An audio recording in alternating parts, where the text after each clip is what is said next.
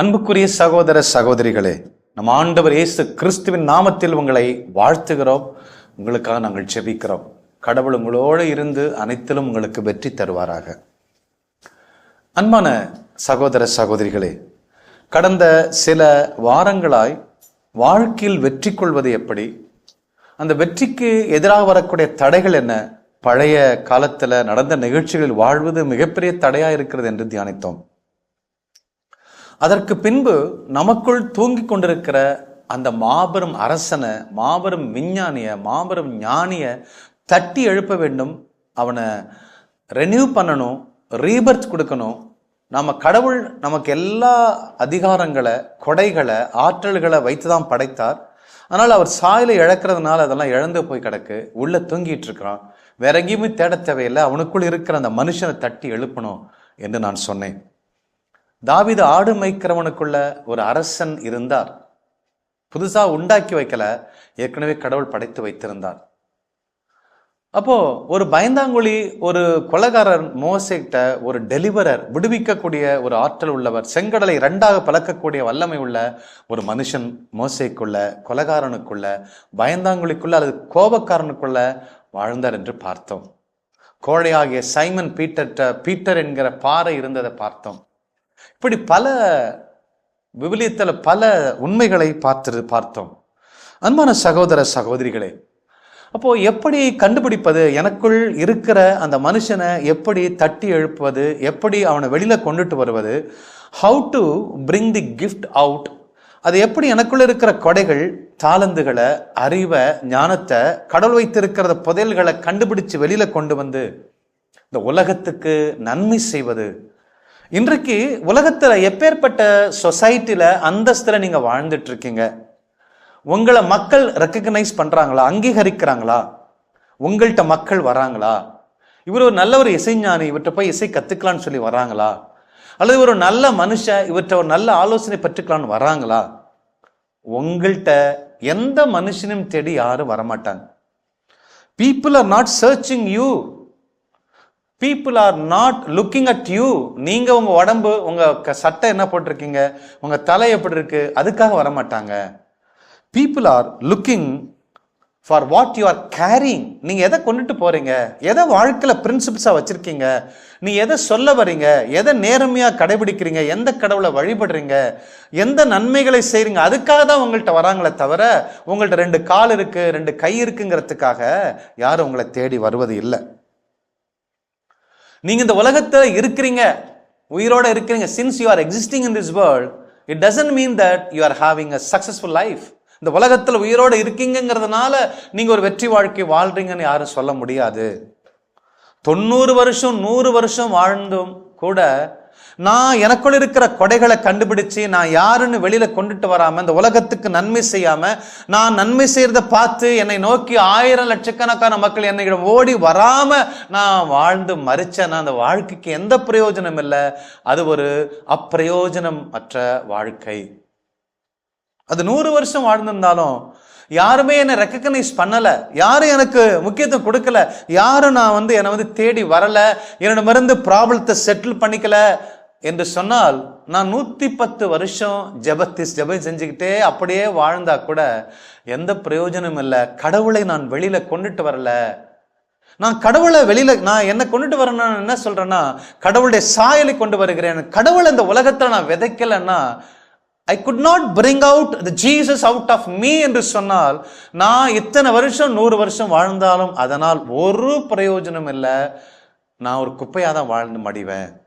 அன்பான சகோதர சகோதரிகளே, ஒரு மனிதன் என்றால் அவனுக்கு ஒரு 5 அல்லது 7 உணர்வுகள் அவனுக்கு தேவைப்படும். அவன் எதிர்பார்க்கிறான் பாருங்களேன். நீ கண்டுபிடிக்கலாம், எப்படி அவன் மேனிஃபெஸ்ட் பண்ணிக்கலாம். அவன் மேனிஃபெஸ்ட் பண்ண வேண்டியதான், அவனுக்குள்ள கொடைகளை வெளியில கொண்டுட்டு வரணும். அதனால தான் அந்த தாகம் இருக்கிறதுங்கிறத நான் சொல்ல போறேன். ஒவ்வொரு மனிதனும் what is the greatest human NEET அப்படின்னா இதுதான் நான் சொல்லணும். விவிலியம் இதைத்தான் சொல்லுகிறது. ஒன்று, ஒவ்வொரு மனுஷனுக்கும் த சென்ஸ் ஆஃப் பர்பஸ். நான் எதற்காக, ஒரு குறிக்கோள், நான் எதற்காக வாழ்றேன், நான் என்னுடைய குறிக்கோள் என்ன, என் வாழ்க்கையின் குறிக்கோள் என்ன அப்படிங்கிற குறிக்கோள் இல்லாம அவன் வாழ்ந்தான் என்று சொன்னால் அது வீண். அதனால்தான் அவன் குறிக்கோள் இல்லாம வாழ்றவன் சந்தோஷமா வாழ்றதில்லை. ஏனென்றால் அவனுக்கு குறிக்கோளை தேடுறான், கண்டுபிடிக்க முடியல. குறிக்கோள் இருக்கு, அதை அவனால கொண்டுட்டு வர முடியல. அவனுக்குள்ள அந்த குறிக்கோளை தெரிஞ்சா அந்த கொடைகள் தானாக வெளியில வரும். அவனால குறிக்கோளை கண்டுபிடிக்க முடியல. அதனால்தான் சென்ஸ் ஆஃப் பர்பஸ், அந்த குறிக்கோள், நான் யாருக்கு வாழ்றேன், எங்க அப்பா அம்மா நான் எப்படி வைக்கணும், என் பிள்ளைங்களை நான் கொண்டு போகணும், அந்த குறிக்கோள், கடவுளுக்கு நான் என்ன செய்யணும் அப்படிங்கிற அந்த பர்பஸ், சென்ஸ் ஆஃப் பர்பஸ் அவனுக்குள்ள இருக்கணும். இது முதலாவது நீடு. ஒரு மனுஷனுக்கு மிக முக்கியமான தேவை, அவன் எதற்காக வாழ்றாங்கிற குறிக்கோள், நோக்கம் அவனுக்கு கண்டிப்பா தெரிஞ்சிருக்கணும். ரெண்டாவது பாத்தீங்கன்னா அவனுக்கு மிக முக்கியமான ஒன்று சென்ஸ் ஆஃப் வேல்யூஸ். உலகத்துல சமுதாயத்துல அவனுக்குன்னு சில வேல்யூஸ், அந்தஸ்து இருக்கணும். அவன் ஒரு நல்ல பிரசங்கமாரியா, அவன் நல்ல ஒரு இன்ஜினியரியா, அவன் ஒரு நேர்மையானவன்யா, அவன் ஒரு நல்ல ஒரு அட்வொகேட்டியா, அவன் நேர்மையான ஒரு ஜட்ஜியா, அவன் நல்ல கார் வச்சிருக்கான், பங்களா வச்சிருக்காயா, நல்ல ஒரு வேல்யூ இருக்கியா, அவன்கிட்ட போனாவே சந்தோஷம் இருக்கியா என்று சொல்லுகிறபடி தனக்கு ஒரு வேல்யூஸ் வேணும் என்று அவன் விரும்புறான். இதெல்லாம் ஜென்ரலா அவனுக்குள்ள இருக்குது பாருங்க. இதெல்லாம் இயற்கையில் நமக்கு தேவை பாருங்க. மூன்றாவதாக சென்ஸ் ஆஃப் சிக்னிஃபிகன்ஸ், ஒரு தனித்துவம் எனக்கு இருக்கணும் பாருங்க. எல்லாரும் இன்ஜினியர் எல்லாரும் இருந்தா எப்படி இருக்கும்? ஒவ்வொருத்தருக்கும் தனித்துவம் இருக்கு. ஒருத்தர் அட்வொகேட்டா இருப்பாங்க, ஒருத்தர் இது ஜட்ஜா இருப்பாங்க, ஒருத்தர் இன்ஜினியர் இருப்பாங்க, ஒருத்தர் சாஃப்ட்வேர் இன்ஜினியர் இருப்பாங்க. அது மட்டும் இல்ல, ப்ரொஃபஷன் மட்டும் இல்ல, பண்புகளிலே தனித்துவம். ஒருத்தர் இரக்கம் உள்ளவரா இருப்பாங்க, ஒருத்தர் நேர்மை உள்ளவரா இருப்பாங்க, ஒருத்தவங்க அன்புள்ளவங்களா இருப்பாங்க, ஒரு சில பேர் கோபமா இருந்தாலும் நீதியில இருப்பாங்க. இப்படி ஒவ்வொருத்தருக்கும் ஒரு தனித்துவம் இருக்கணும்னு சொல்லி விரும்புறாங்க. அன்பான சகோதர சகோதரிகளே, அதனால்தான் தலையில டை அடிக்கும்போது ஒன்று கருப்பு அடிப்பான், இல்லைன்னா வெள்ளை அடிப்பான், இல்லைன்னா கொஞ்சம் கருப்பு அடிச்சுட்டு கொஞ்சம் வெள்ளை அடிக்கிறது. பெப்பர் அண்ட் சால்ட், தனித்துவம் வேணும். தலையில டோப்பா வச்சுட்டு கிருதா மட்டும் வெள்ளை விடுறது, தனித்துவம் வேணும். தாடி வச்சுட்டு மீசை வச்சுக்கணும், தனித்துவம் வேணும். நான் இப்படித்தான், நீட்டு தாடி, காவி சட்டை அல்லது காக்கி பேண்ட் அல்லது கருப்பு சட்டை, எப்ப பார்த்தாலும் கருப்பு பேண்ட் வெள்ளை சட்டை, தனித்துவம் வேணும் பாருங்க. The spirit of significance. அன்பான சகோதர சகோதரிகளே, அடுத்தது நான்காவது, ஒரு மனுஷனுக்கு இருக்கக்கூடிய உணர்வு தேவை என்றால் சென்ஸ் ஆஃப் ஃபீலிங் இம்பார்ட்டன்ட். ஒரு குடும்பத்தில் 10 பேர் இருப்பாங்க. அந்த அம்மாவுக்கு இந்த குடும்பத்தில் நான் தான் ரொம்ப முக்கியமான ஆளா இருக்கணும்னு அவங்க நினைப்பாங்க. இந்த அப்பா நினைப்பாரு, இந்த குடும்பத்தில் நான் தான் முக்கியமான ஆளா, அப்பா அவர் இல்லைன்னா எதுவும் நடக்காதுப்பா அப்படின்னு வீட்டில் எல்லாரும் நினைக்கணும்னு அவங்க நினைப்பாங்க. பிள்ளைங்க அப்படிதான் நினைப்பாங்க. 5 பேர் இருப்பாங்க, 3 பேர் இருப்பாங்க, ஒரு பிள்ளை இல்லை, பாக்கி எல்லாம் சாப்பிட்டு இருப்பாங்க. நான் இல்லப்பா, ஏன்ப்பா இன்னைக்கு இந்த ஃபங்க்ஷன் வச்சீங்க கேட்பாங்க. அதான் sense of feeling important. Importance எனக்கு இருக்கா, முக்கியத்துவம் இருக்கா எனக்கு இந்த குடும்பத்துல? உங்களுக்கே தெரியும், ஒருவேளை உங்களை கண்டுக்காம விட்டுட்டாங்க, அந்த மூத்த மருமகள் கொஞ்சம் மோசம் கண்டுக்காம விட்டுட்டாங்கன்னா எவ்வளவு இருக்கும் பாருங்க. The feeling of the power of ignored creates very big impact in our life. ஒரு 3 மருமகள் இருப்பாங்க, 2 மருமகள் நல்லா பேசுவாங்க, அவங்கள வச்சு எல்லாம் பண்ணுவாங்க. மூத்த மருமகளை எந்த அளவுக்குலாம் ஒதுக்குவாங்க. அவங்களுக்கு அந்த முக்கியத்துவம் கொடுக்க மாட்டாங்க. ஏன்னா அவங்களோட பிரச்சனை, மாமியாருக்கு மருமகளுக்கு பிரச்சனை. அவங்க ஒதுக்கினற்பாடு அந்த மகளுக்கு இருக்கக்கூடிய வேதனை பயங்கரமா இருக்கும், கல்யாணத்துக்கு வர மாட்டாங்க. அதனால்தான் ஒவ்வொரு மனுஷனுக்குள்ளேயும் தான் ஒரு முக்கியமான ஆள், ஒரு அந்தஸ்து உள்ள ஆள், ஒரு மனுஷன், ஒரு சகோதரி, ஒரு பையன், ஒரு அப்பா அம்மா அப்படிங்கிற உணர்வு ஒவ்வொரு மனுஷனுக்குள்ள இருக்குது. Sense of feeling important. நம்மளை யாரும் கண்டுக்கணும்னா பயங்கரமா கோபம் வரும் பாருங்க. ஐந்தாவதாக ஒரு மனுஷனுக்கு தேவை, மிக முக்கியமான தேவை என்று சொன்னால் சென்ஸ் ஆஃப் மீனிங். நான் வாழ்வதற்கு நோக்கம் சொன்னேன், அந்த வாழ்வதில் ஒரு அர்த்தம் இருக்கணும். நோக்கம் மட்டும் இருந்தா பத்தாது, அது அர்த்தத்தோட செய்யணும், ஒரு பேஷனோட செய்யணும், ஒரு உணர்வோட செய்யணும், ஒரு ஆற்றலோட ஈடுபாடோட செய்யணும். அது ஒரு மீனிங் இருக்கு. இதை செஞ்சா கடவுளுக்கு பிடிக்கும், இதை செய்யலனா இதை தவிர்ப்பதற்கு ஒரு மீனிங் இருக்கு. அதை தவிர்ப்பதற்கு கடவுளுக்கு பிடிக்காது, இது என் புருஷனுக்கு பிடிக்கும், அதனால நான் இந்த காய்கறி செய்யறேன். ஒரு மீனிங் இன் இட். சமைக்கணுங்கிறது குறிக்கோள் தான், ஆனா இந்த சமையலை தான் செஞ்சா என் புருஷனுக்கு பிடிக்குங்கிறதா meaning it. That is a meaning in it. ஒவ்வொரு காரியத்திலும், ஒவ்வொரு சட்ட எடுத்தாலும் அதுல காரணம் இருக்கிறது. ஒரு பொருளை வாங்கணும்னா அதுல காரணம் இருக்கணும். லவ் பண்றாங்க ஒரு மீனிங் இருக்கணும். கடவுளை நேசிக்கிற புருஷனா இருக்கணும், கடவுளை நேசிக்கிற பிள்ளையா இருக்கு. there must be meaning in it. சும்மா 2 பேர் நீ லவ், ஐ லவ் யூ, நீ லவ் யூ, இப்ப பார்த்தாலும் வாட்ஸ்அப்ல எங்க இருக்கிற, ஏது இருக்கிற, ஐயோ, போர் அடிக்கக்கூடிய விஷயம் அந்த காதலுங்க. அப்போ இந்த காதல் பண்ணி பண்ணி பண்ணி பண்ணி என்னத்தை கண்டீங்க அன்பான சகோதர சகோதரிகளே? அப்போ சென்ஸ் ஆஃப் மீனிங், வாழ்க்கைங்கிற மீனிங்கை தொலைச்சிட மாதிரி எவனோ ஒரு ரவுடி பைய, யாரோ ஒருத்தவன், யாரு என்ன ஊரு ஜாதி ஓரளவும் தெரியாது, பார்த்தவனே காதல் வந்து அவன் பின்னாடியே போறது, எந்த சினிமா போலாமா, அங்க போலாமா, இதுக்கு வரலாம், பொழுது நிற்கும் தூங்கி வச்சவன படுக்கிறவரை டெக்ஸ்ட் பண்ணி பைத்தியக்காரத்தனமா வாழ்ந்து கொண்டிருக்கிறோம். உங்க வாழ்க்கையின் அர்த்தம் போச்சு, உங்க திறமை போச்சு, உங்க கிஃப்ட் போச்சு, உங்க கொடை போச்சு. அரசன் ஆண்டியா மாறுகிற மாதிரி தான் நம்ம வாழ்க்கையில் இப்படி செஞ்சிட்டு இருக்கோம். அன்புக்குரிய சகோதர சகோதரிகளே, வாழ்வதற்கான அர்த்தத்தை கண்டுபிடிக்க தான் நம்ம என்ன பண்றோம்? ஒவ்வொரு இந்துக்கள் அவங்க சாமி கும்பிட்றாங்க, முஸ்லீம் அவங்க சாமி கும்பிட்றாங்க, கிறிஸ்டியன் அவங்க சாமி கும்பிட்றாங்க, ரிலீஜியனுக்கு போறோம், சமயம், இதெல்லாம் எதுக்கு வந்துச்சு? In order to find the meaning of my life. நான் வாழ்றதுக்கு ஒரு அர்த்தம் இருக்கணுங்க. அர்த்தம் இல்லாம எதையும் செஞ்சுட்டு நான் இன்னைக்கு ஊழியம் செய்யறேன்னு அர்த்தம் இருக்கணுங்க, மீனிங் இருக்கணும், அதுக்கு ஒரு பேஷன் இருக்கணும். பேஷன் அப்படின்னா, am I willing to die for what I am doing? நான் இந்த ஊழியத்தை செய்யறேன், அந்த ஊழியத்துக்காக சாகறதுக்கு நான் ரெடியா இருக்கணும், நான் இருக்கிறேன். அதான் பேஷன், அதான் மீனிங் இட். அதுல அர்த்தம் இருக்கு, வாழ்றதுக்கு ஒரு அர்த்தம் இருக்கு. மனைவிக்காக பிள்ளைகளுக்காக சாகறதுக்கு ரெடியா இருக்கணும், தியாகம் பண்ண ரெடியா இருக்கணும். அதான் அர்த்தம் உள்ள ஒரு வாழ்க்கை. இதெல்லாம் மனுஷனுக்கு தேவைப்படுது பாரு, அவனுக்குள்ள இருக்குது, தேவைப்படுது. ஆனா செய்யறதுல அதை ஃபுல்ஃபில் பண்றதுக்கு யாருமே இல்லை பாருங்க. அன்பான சகோதர சகோதரிகளே, பேஷன் பேஷன் பேஷன் பேஷன் போறமே. பேஷன் என்ன? நீங்க எடுக்கிற நீதிக்கு, நீங்க எடுக்கிற நேர்மைக்கு, நீங்க எடுக்கிற அன்புக்கு, நீங்க எடுக்கிற முடிவுக்கு உயிரை விடக்கூட ரெடியா இருக்கணும். am I willing to die for what I'm doing? அன்பான சகோதர சகோதரிகளே, ஆறாவதாக ஒரு மனுஷனுக்கு மிக முக்கியமான தேவை என்னவென்று சொன்னால் சென்ஸ் ஆஃப் ஃபுல்ஃபில்மெண்ட். நான் நிறைவா இருக்கிறேன்ப்பா, என் பிள்ளைகளுக்கு 3 பேருக்கு நல்ல முறையில் கடவுளுக்கேற்ற பிள்ளைகளை திருமணம் செஞ்சு வச்சுட்டேன், 3 பேருக்கு குழந்தைகள் இருக்காங்க, 3 பேருக்கு நல்ல ஒரு வேலை வாய்ப்பு இருக்கு, நான் கடவுளுக்கு வாழ்க்கையில பாவம் செஞ்சேன், நான் மனம் மாறிட்டேன், இந்த 40 வருஷம் நான் பரிபூர்ணமா வாழ்றேன், பாவமே செய்யல, பாவத்தை அருவருக்கிறேன், நீதியை நிலைநாட்டுறேன், நன்மை செய்யறேன். ஃபுல்ஃபில்மெண்ட், நிறைவு. ஒரு சென்ஸ் ஆஃப் ஃபுல்ஃபில்மெண்ட் இல்லைன்னா ஒரு இந்த மாதா டிவியில வேலை செய்ய முடியாதுங்க. இந்த ஊழியம் செய்யறதுல ஒரு நிறைவு இருக்குங்க. விடுதலை அடைகிறாங்க, மீட்படைகிறாங்க, மக்கள் பேசுறாங்க.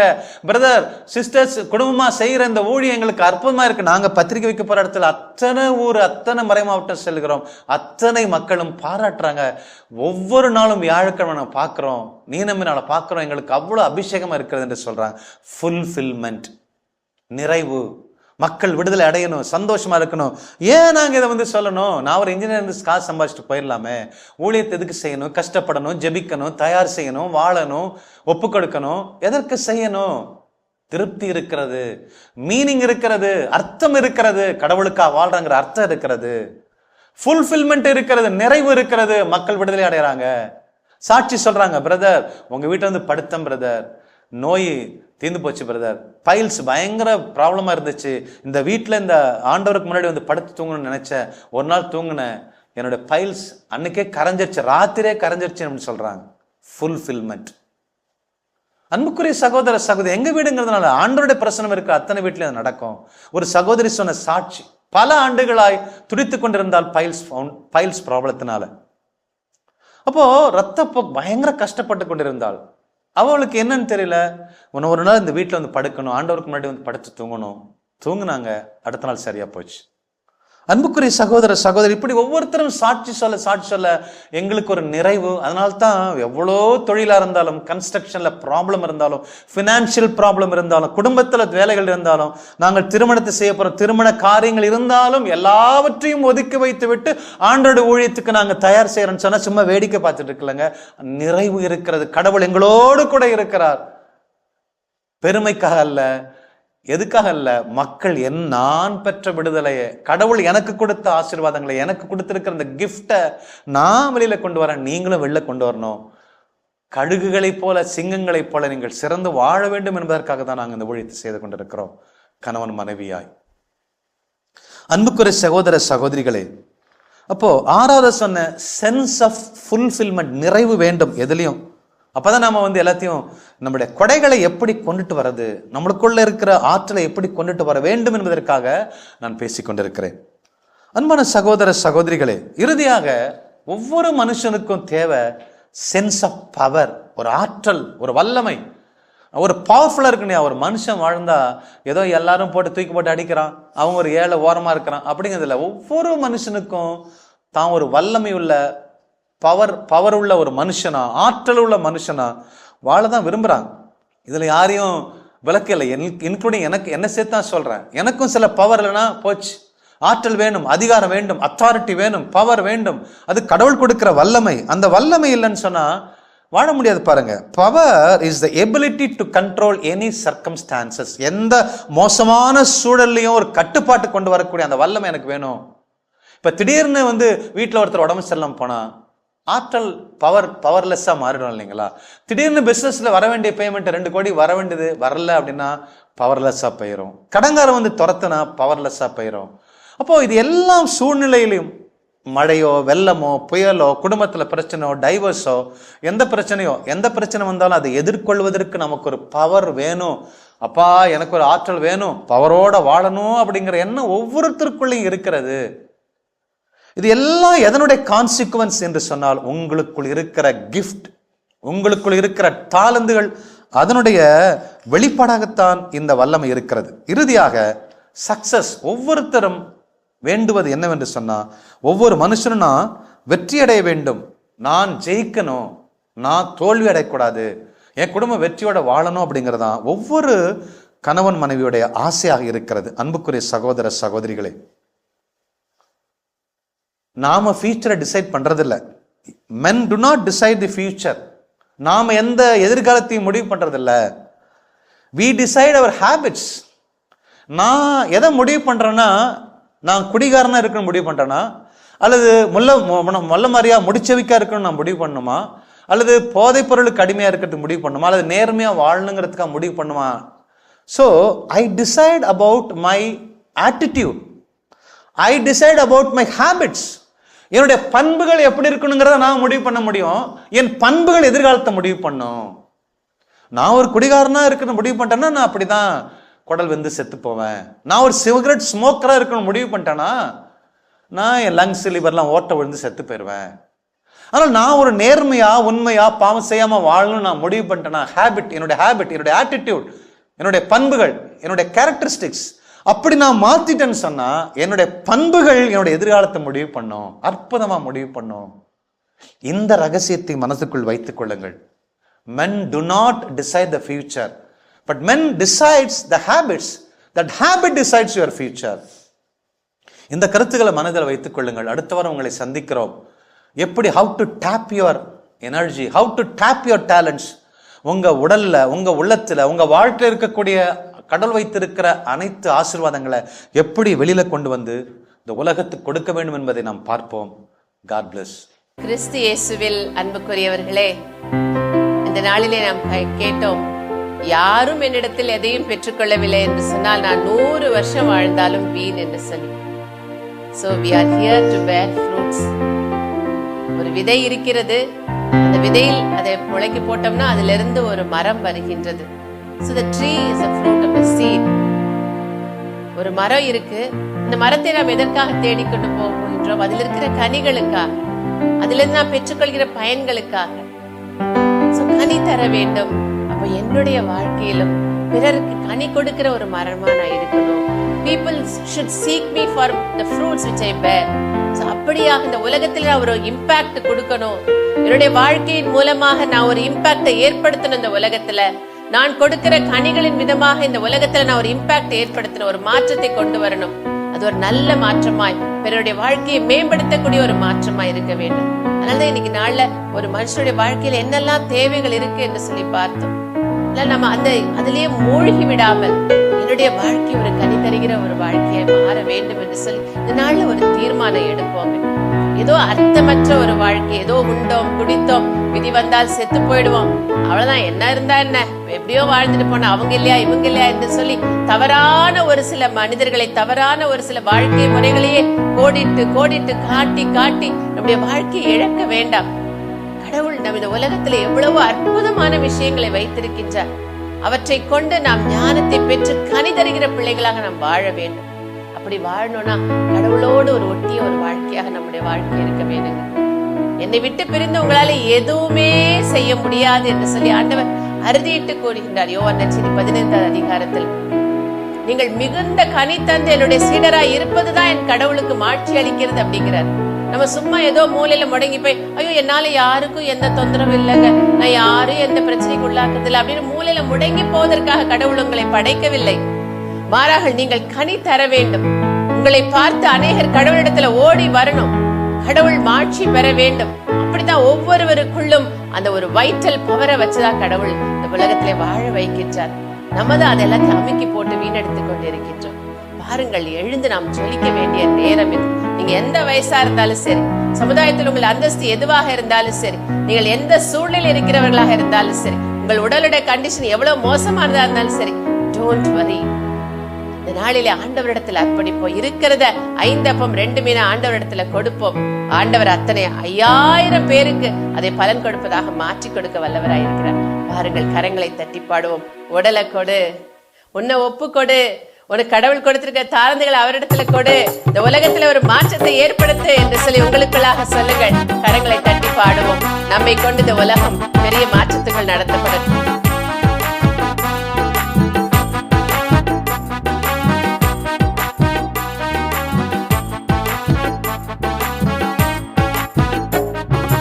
உடலை கொடு, உள்ளத்தை கொடு, உற்சாகமா ஒன்ன கொடு, ஒப்பு கொடு, சந்தோஷமா. உடலை கொடு, உள்ளத்தை கொடு, உற்சாகமா ஒன்ன கொடு, ஒப்பு கொடு, சந்தோஷமா. இதிலே தேவன் பிரியமாயிருக்கிறார், இதிலேதான் மகிமை அடைகிறார். இதிலேதான் மகிமை அடைகிறார். உடலை கொடு, உள்ளத்தை கொடு, உற்சாகமா ஒன்ன கொடு, ஒப்பு கொடு, சந்தோஷமா. கடவுளுக்கென்று நேரத்தை ஒதுக்கிப்பாரு. விவிலியத்தை வாசிப்பதற்காக நேரத்தை ஒதுக்கிப்பாரு. கடவுள் உன்னோடு பேசுவதை கேட்க நேரத்தை ஒதுக்கிப்பாரு. உன் வாழ்க்கை எவ்வளவு பலன் தருகிறதாய் பாரு.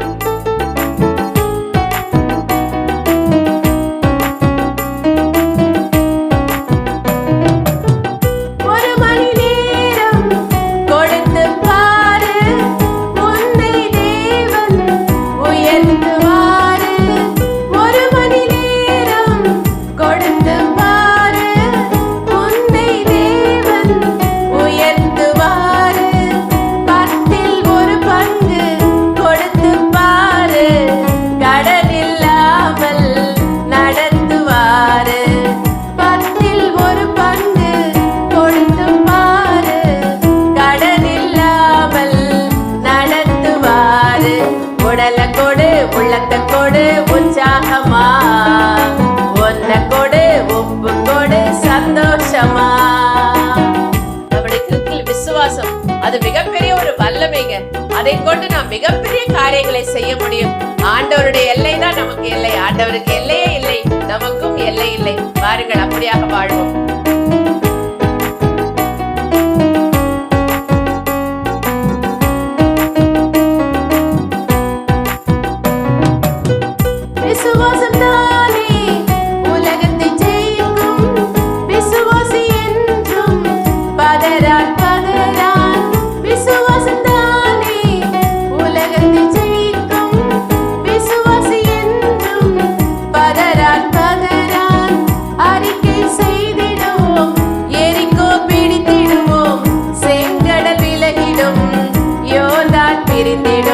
உடலை கொடு, உள்ளத்தை கொடு, உற்சாகமா ஒன்ன கொடு, ஒப்பு கொடு, சந்தோஷமா. உடலை கொடு, உள்ளத்தை கொடு, உற்சாகமா ஒன்ன கொடு, ஒப்பு கொடு, சந்தோஷமா. பாய்தோ கொடுக்கிறோம் சுவாமி. நீர் எங்களிடத்தில் கொடுத்தவை அத்தனையும் ஆண்டவரே உம்மிடத்தில் அர்ப்பணிக்கிறோம் சுவாமி. அப்பா, அவை அற்பமானவைகளா இருந்தாலும் ஆண்டவரே உம்முடைய அதிமிக மகிமையினாலே ஆண்டவரே நாங்கள் எழுந்து பிரகாசிக்கும்படியாக பரிபூர்ணப்படுத்துவீராக ஆண்டவரே. இணைப்பில் உள்ள ஒவ்வொரு குடும்பங்களையும் அதில் உள்ள ஒவ்வொரு நபர்களையும் ஒப்பு கொடுக்கிறோம் ஆண்டவரே. அப்பா, ஒவ்வொருவரும் இந்த நாளிலே ஒரு புதிய படைப்பாய் மாறி இந்த உலகத்திலே ஆண்டவரே ஒரு புதிய ஒரு இம்பாக்ட கொண்டு செல்லக்கூடிய வல்லமிழ கருவிகளாய் மாற்றுவீராக ஆண்டவரே. ஒவ்வொருவரையும் அப்படியாய் ஆசீர்வதிப்பீராக ஆண்டவரே. தயக்கங்கள் மாறட்டும், சோர்வுகள் மாறட்டும், சுயநலங்கள் மாறட்டும். அப்பா, பிள்ளைகள் எல்லாவற்றையும் உதறி தள்ளிவிட்டு எல்லாவற்றிலும் வெற்றி பெற்றவர்களாய் உம்முடைய சாட்சிகளாய் உலகத்தில் சுடர் விடுவார்களாக. அப்படியாய் ஒவ்வொரு குடும்பங்களையும் ஆசீர்வதிப்பீராக. எங்கள் ஆண்டவர் இயேசு கிறிஸ்துவின் நாமத்தில் ஜெபிக்கிறோம் எங்கள் ஜீவனுள்ள நல்ல பிதாவே, ஆமென். அன்புக்குரியவர்களே, ஆண்டவராகிய இயேசு கிறிஸ்துவின் மீது முழுமையான நம்பிக்கை கொள்வோம், நிறை வாழ்வை பெற்றுக்கொள்வோம். God bless you. இயேசுவுக்கே புகழ், மரியே வாழ்க.